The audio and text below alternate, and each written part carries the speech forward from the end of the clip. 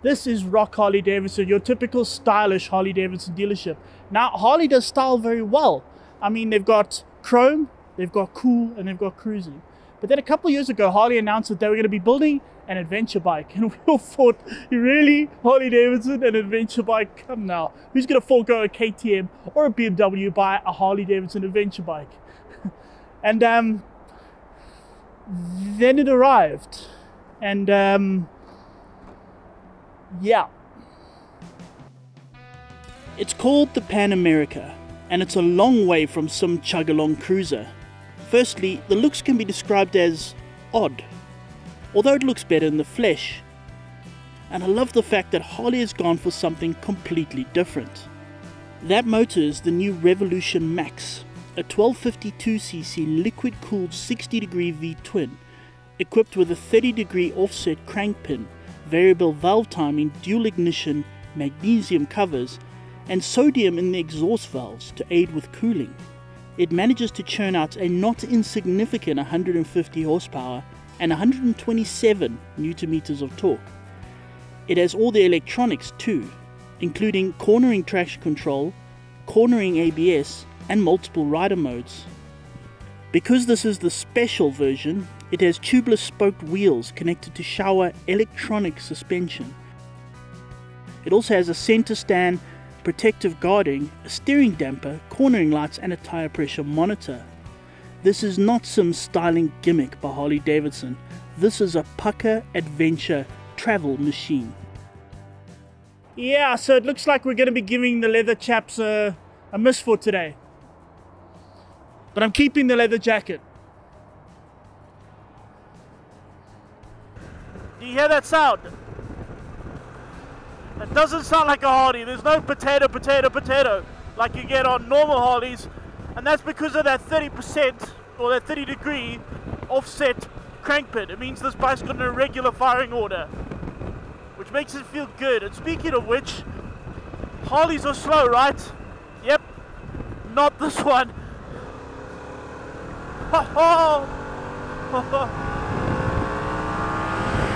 Just throughout the rev range, it's relenting. I mean, you start revving it at about 2.5, 3, and it shoots through to the 9,500 RPM. Just wow, like it's got a pack of elephants pushing it from behind.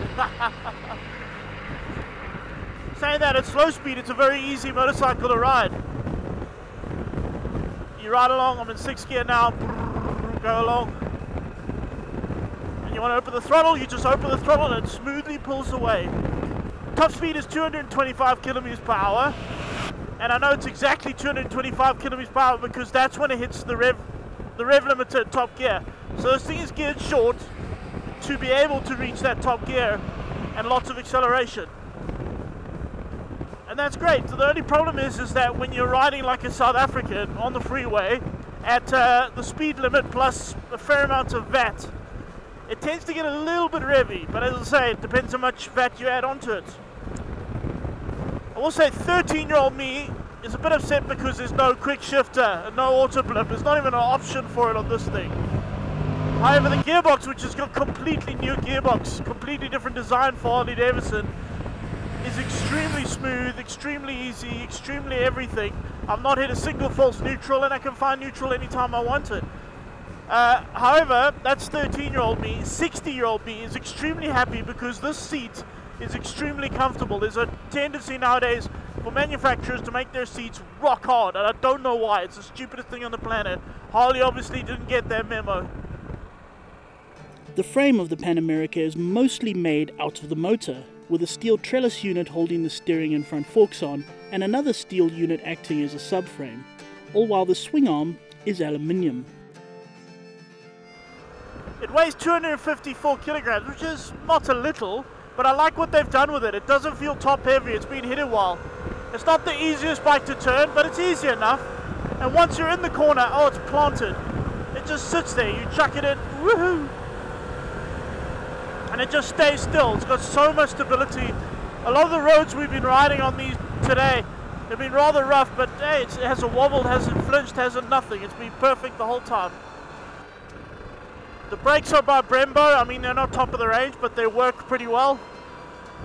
and I'm comfortable. I mean, it's got a flip-up screen. You just simple little touch the lever, it picks up, and that's easy enough. The seat is adjustable, so I'm at the lowest position, and maybe the foot pegs are a little bit cramped, but it's fine.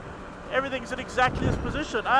All the buttons are really easy to use, all very clearly marked, that I absolutely love, and they control everything on the dash beautifully. Speaking of dash, the only thing I don't like, I mean, the dash looks good, nice TFT unit, really nice. However, there's a heck of a lot of information all over this place, and the important stuff, which is in the middle, you can see fine. All the stuff around it, well, I'm 39, and I kind of have to crane forward to sort of see what's written there. I don't know what some of the older customers are going to have to do. Maybe they've got to get like a monocle, and while they're riding, just... One little electronic gizmo that this bike does not have is the adjustable ride height thing. They've got this adaptive ride height, and it's so cool because as you stop, the bike lowers slightly. I mean, cars have had it for years. I don't know why we're only getting it now. However, this bike does not have it. I'm a little bit annoyed about that, if I'm honest. I kind of like the look of sitting here in the cockpit as it is right now, because especially in this sort of army color, it's got these very sort of sharp edges, sharp everything, and it almost looks sort of military in a way. Right now I feel like a sort of enigmatic action hero played by Steven Seagal with sunglasses and a ponytail, busy riding along gallantly on my way to defeat my enemies. Oh, I'm a child. Of course, as an adventure machine, it's going to have to tackle the odd bit of off-road, so we've come to ADA near Harties, because they have quite a bit of that off-road stuff. So this thing has electronic suspension that's connected to the rider mode, so when I was riding it in sports on tar, it was all nice and firm, keep it all nice and stable. Now I'm putting in the dirt, so I presume it's going to be all dirty. And they don't put knobblies on these big bikes anymore because they keep wanting to truck them apart. This is a slippery road. What's also cool is the traction control button is just one button over here, so it's not faff for half an hour trying to do lots of stuff. Push one button and it's gone. Again, they hide the weight well of this. I mean, it's 254 kilograms somewhere. Incidentally, the standard model is 241, I think it is.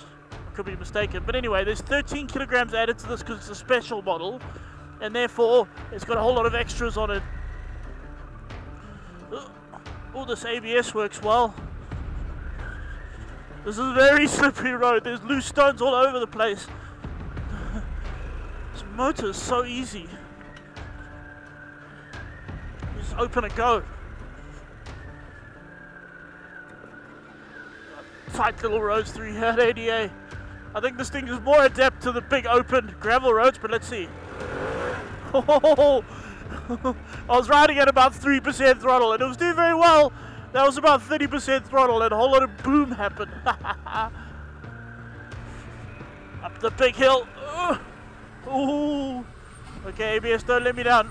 Don't let me down, ABS. Ooh, ooh, ooh, ooh. A little bit of sideways, but I made it. I'm okay. Yes.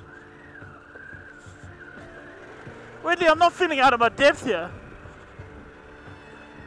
I think much of that is quite low to the ground. I keep saying that. When a bike's low to the ground, it doesn't matter what bike it is. You can control it. With some of these bikes, they got every single 21-inch front wheel and this suspension and that suspension. But it's like 3 feet, it's like 3 stories high. And you can't touch the floor. Then it doesn't matter. When things go wrong, you just fall over. I really wish that ride height adjustment was here. How much fun would that be? Oop. This motor is so usable. Seriously, any revs, anywhere, it's fine. It'll just do it. I'm having fun. On a Harley I thought I would never have fun on. I'm having fun. Yeah. And there we have it. Harley's first attempt at an adventure bike has presence, has speed, has comfort, has technology, and won't leave you stranded when things get dirty. That just leaves the price. It's 360,000 Rand. 370 if you take the adaptive ride height control. That puts this cat right in with the KTM, BMW and Ducati pigeons. And 2 years ago I'd have laughed at the very thought of it. Right now though, it's a tempting prospect. It's a very tempting prospect indeed. How the times are changing. Harley-Davidson at its first attempt has produced a large capacity adventure bike that is worthy of your consideration, even if you had your heart set on one of the more established players in the adventure bike market. They are, I think, due a fair amount of respect for being brave enough to enter such a highly competitive and, let's be frank, largely alien segment of the motorcycling market as the adventure class. Who would have thought just a few short years ago that they would be selling us not only big, capable, technology-laden adventure bikes, but also leading the way with an electric model as well? Not me, I have to admit, but long may it continue, I say. The new Sportster S that we featured in our news a few weeks ago obviously uses this engine in a lesser state of tune, and I'm hoping that given the favourable reception their new models are receiving, that they will not abandon that other concept, the Bronx, and give us a naked sport bike that also helps break open the fusty old cruiser image that they have held dear for so long. I'm not saying that they should abandon that core market, the heritage to which they are justifiably attached, but it would be good to see the forward thinking and the bold engineering progress into the 21st century continue, where everyone else has been for the last 20 years already, after all. As an interesting aside, as Harley makes its move into other new segments of the market, BMW has announced a further intrusion into the American manufacturer's backyard with the R18 Bagger and Transcontinental models.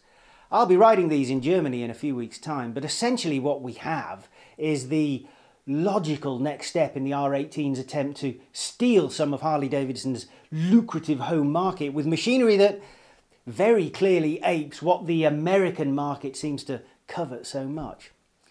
As the Pan America takes it to the GS, so the R18 squares up to the traditional Harley-Davidson models, and we have both these big beasts of the motorcycling world going head to head in a couple of fights that wouldn't previously have been possible. I am looking forward to these contests, that's for sure. Right, time now for a short break before we return with Don's helmet.